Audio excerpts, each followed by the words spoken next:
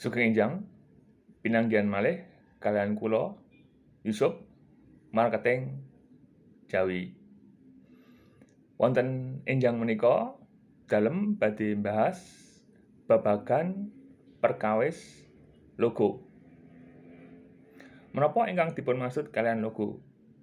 Logo menika tandha menapa perlambang ingkang kagem identitas usaha panjenengan. Fungsi logo menika inggih menika ingkang sepindah branding usaha panjenengan, kaping kalihipun maringi informasi dumateng konsumen, lajeng maringi motivasi kagem konsumen wedal ngagem produk panjenengan. Lajeng kersanipun terjalin emosi konsumen wedal ngagem produk panjenengan saha saged kagem promosi ingkang efektif. Salajengipun menapa tip ingkang efektif wedal nentukaken logo kagem usaha panjenengan.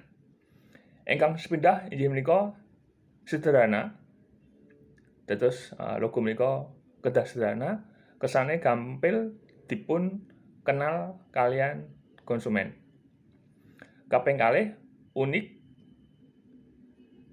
Dados logo usaha panjenengan menika kedah unik. Saged damel ciri khas usaha panjenengan piyambak.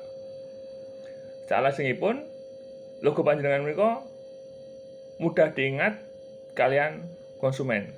Dados menawi liwat wonten usaha panjenengan menika langsung kemutan kados mekaten.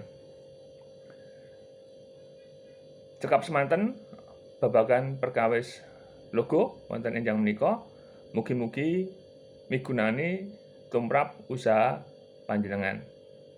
Matur sembah nuwun.